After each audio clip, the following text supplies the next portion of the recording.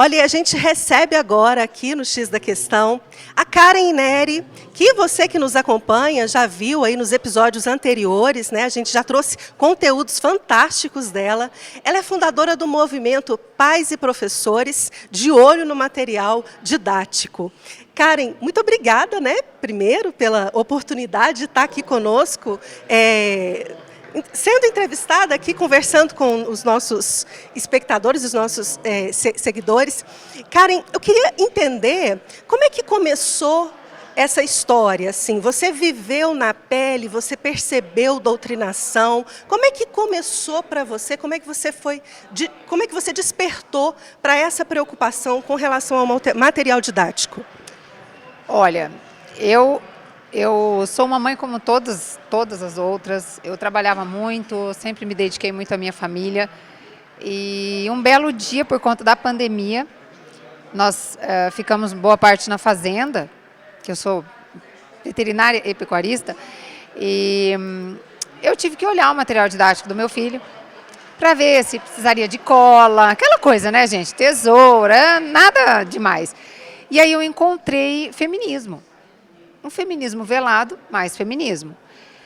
E também um ataque direto ao agronegócio. E eu achei aquilo, não vou mentir, eu fiquei indignada com aquilo. Por quê? Porque, gente, eu como pecuarista, é a nossa fonte de renda.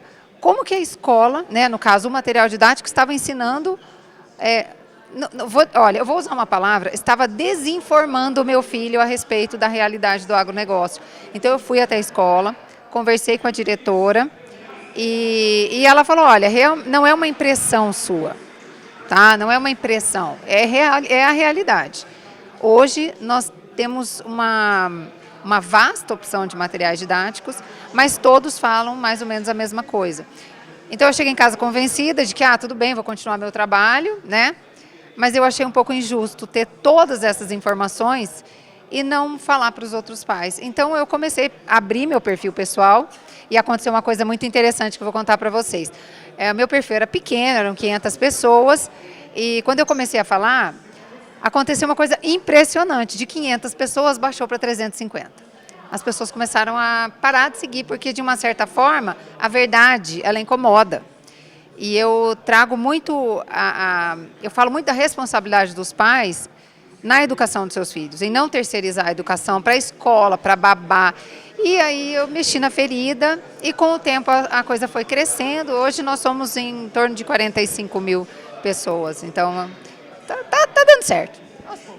E como que funciona esse movimento ali, né? Ele fica na internet através do seu perfil, vocês vão trocando e denunciando as várias formas de doutrinação na escola. Como que funciona na prática? Olha, na prática, as pessoas começam a seguir o movimento e muitos mandam casos de... Eu não gosto muito da palavra doutrinação, eu gosto da palavra lavagem cerebral, porque a doutrinação nada mais é do que a transmissão, né, de um posicionamento ou de ideias. Você direciona a pessoa para um certo pensamento, né? O que acontece na escola hoje é a lavagem cerebral. É aquela coisa homeopática, vamos dizer, e que vai incutindo crenças, vai alterando o comportamento. Isso é muito pior. E os pais só despertam quando eles percebem a alteração de comportamento. Então, assim, sabe aquela expressão, foi boi com a corda? É o que acontece. Então, assim, lá no nosso perfil, a gente consegue fazer denúncias. Eu ensino os pais a analisarem os materiais didáticos dos seus filhos, a tomarem posse do direito e do dever de serem pais, de não sentirem culpa na hora de se posicionarem como pais, de falarem, olha, eu acho que isso está certo, isso está errado, porque o politicamente correto, inclusive, entrou na educação das crianças, em relação aos pais, né? Só que tem um porém, eu não exponho professores, eu não exponho nomes de escolas, nomes de materiais didáticos, porque a ideia realmente é a conscientização dos pais. Eu não facilito, sabe? Aquela coisa, como é que é o nome desse material didático? Eu não digo. Por quê? Porque o pai, a partir do momento que ele fica sabendo o nome do material didático, ele não vai olhar o do filho. Então, às vezes, no material do filho tem coisas muito piores. E é importante que os pais estudem, gente. Porque o que acontece? Não tem como você combater uma coisa que você não conhece. Então eu vejo eu vejo muitas mães falando do feminismo. Ai, que bonitinho, ai, minha filha é feminista, ai, fofinha. E aí quando ela chega com 12 anos, que acontece a alteração de comportamento, aí ela não sabe o que aconteceu, sabe? A mãe desnorteia. Porque ela fala, gente, como que a minha filha mudou o comportamento dessa forma? Muitas meninas se masculinizam a ponto de acharem que são bissexuais, homossexuais, né? Então, a gente precisa aprender a se posicionar, inclusive na educação dos filhos hoje. É não terceirizar, né, Karen? É manter aquela proximidade ali, olho no olho do filho, sabendo o que ele aprendeu aquele dia na escola, lendo o material, é não terceirizar, né? Isso. E é importante deixar muito claro assim, hoje existem professores militantes? Existem. Isso é um fato, né? As denúncias comprovam, né? Hoje saem nas mídias, em todos os lugares. Só que existem aqueles professores que não são militantes. Só que eles sofrem uma pressão muito grande, seja por parte dos outros professores, seja por parte do medo da direção, da Secretaria de Educação, porque às vezes ele olha aquele material didático, ele percebe que aquilo ali tem um viés, ele tenta direcionar e muitas vezes ele como é que eu vou dizer? Como é que eu posso falar? Ele é perseguido, aí muitas vezes eles denunciam, tá, gente? Isso acontece.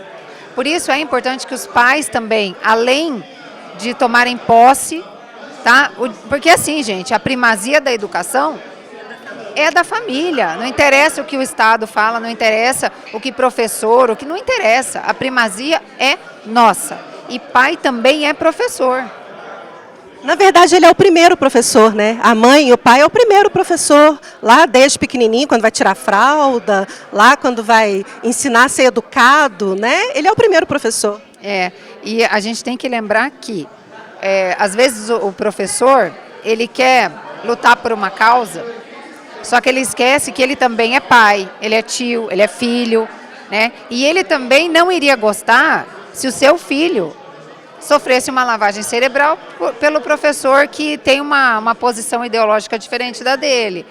Então, assim, o nosso movimento ele não é só para pais. Eu incluí os professores porque muitos professores que não têm esse posicionamento de um viés ideológico mais de esquerda, mas também não falam, eu sou de direita ou eu sou conservador, entendeu? Justamente para apoiar esses professores, para que eles possam trabalhar e, vou dizer, por último, gente, eu falo demais, tá? Mas assim, muitas vezes o professor ele não entende que aquilo que ele está dando como conteúdo, ao longo do tempo, pode levar a uma alteração de comportamento e dividir a família, que é o que está acontecendo, né? Você tem hoje o Brasil é conservador. Na sua grande maioria, o brasileiro é conservador. Só que nós estamos vendo uma geração surgindo aí que a gente não vai gostar do resultado. Por conta dos pais, viu? Não fiquem bravos comigo, mas tem culpa dos pais aí também. Com certeza. Porque se os pais se mantêm atentos, a escola não vai ter essa força. Né, Karen? Muito obrigada pela participação. Deus lhe pague. E para você acompanhar esse trabalho que a Karen faz, vai lá no Instagram, Karen.Nery com Y, tá? Para você aprender aí como avaliar o material didático do seu filho e acompanhar tudo que o seu filho faz ali dentro da escola, todo o conteúdo que ele recebe para você monitorar. A gente continua por aqui, daqui a pouco tem mais entrevista aqui no X da Questão.